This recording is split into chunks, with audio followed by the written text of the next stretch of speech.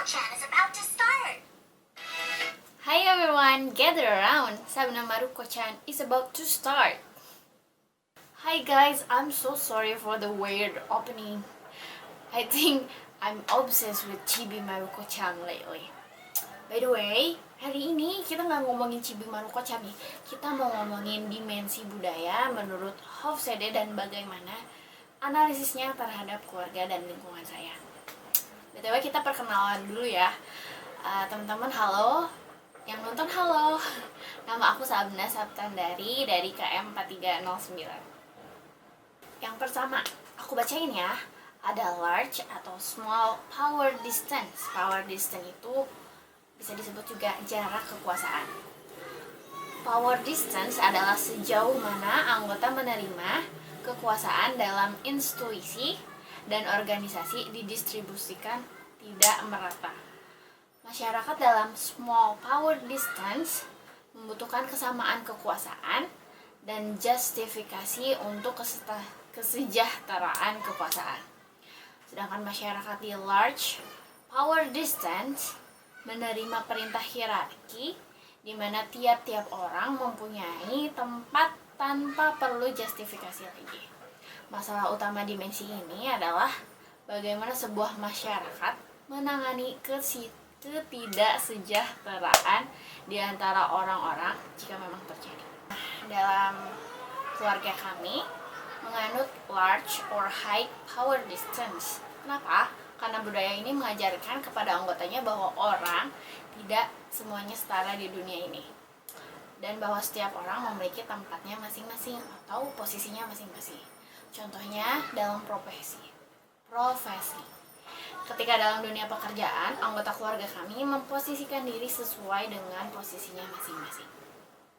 Yang kedua, ada individualism versus collectivism.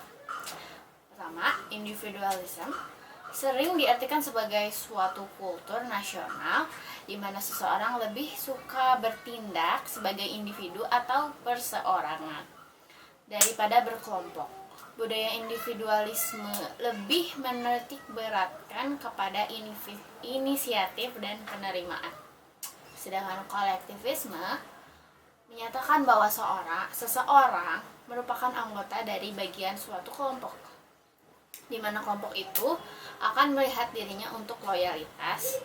Orang-orang yang berada pada budaya ini tidak akan bertindak atau berperilaku di luar kebiasaan kelompoknya. Dalam keluarga saya tentunya menganut paham kolektivisme karena keluarga adalah kelompok kecil. Kita saling membantu dalam segala hal. Kita saling membutuhkan satu sama lain tentunya.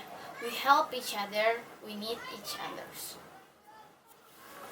Nah guys, poin selanjutnya ada maskulin versus feminis.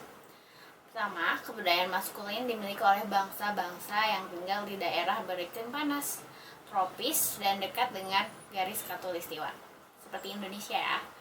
Kebudayaan maskulin menghargai nilai prestasi, kerja, dan ketegasan, sehingga budaya ini dianggap lebih sesuai dengan karakteristik laki-laki yang tegas, lebih berambisi, dan juga berani bersaing. Sedangkan feminisme lebih banyak dimiliki oleh bangsa-bangsa yang tinggal di daerah beriklim dingin dan sedang jauh dari garis khatulistiwa. Kebudayaan feminin memiliki nilai penurut dan pendukung kehidupan sosial, di mana lebih menghargai sesama dan simpati kepada orang-orang yang berkekurangan. Kebudayaan ini sangat seimbang antara jenis kelamin dan menerima pola asuh antara perempuan dan laki-laki dan lebih fokus terhadap kualitas hidup. Seperti keluarga-keluarga di Indonesia lain, keluarga aku juga menganut paham maskulin karena bapak, or daddy, or papa sebagai kepala rumah tangga mempunyai peranan penting bagi keluarga. Next point is uncertainty avoidance. Merupakan tingkatan di mana individu dalam suatu negara lebih memilih situasi terstruktur dibandingkan tidak terstruktur. pada negara-negara yang mempunyai uncertainty avoidance yang besar atau tinggi, cenderung menjunjung tinggi konformitas dan keamanan, menghindari resiko, dan mengandalkan peraturan formal atau ritual. Pada negara dengan uncertainty avoidance yang rendah atau memiliki toleransi yang lebih tinggi untuk ketidakpastian, mereka cenderung lebih bisa menerima resiko, dapat memecahkan masalah, memilih struktur organisasi yang flat, dan memiliki toleransi terhadap ambiguitas, sehingga masyarakat luar akan lebih mudah untuk menjalin hubungan. Nah guys, keluarga kami memahami penghindaran ketidakpastian rendah. Kenapa? Karena ini menghargai inisiatif dan juga fleksibel.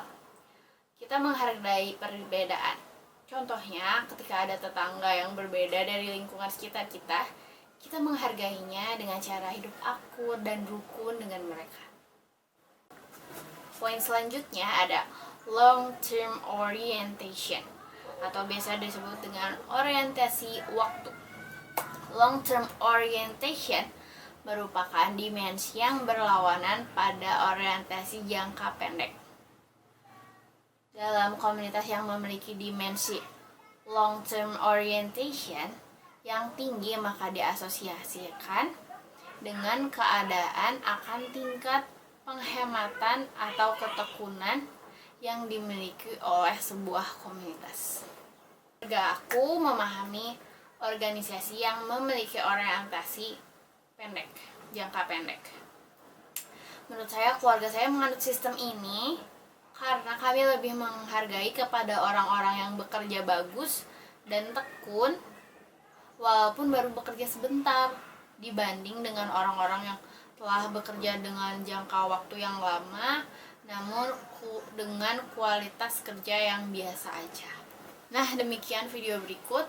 Semoga kalian lebih paham dimensi budaya menurut Host Veda ini dengan cara analisisnya terhadap keluarga saya. Bye, thanks for watching. See you guys.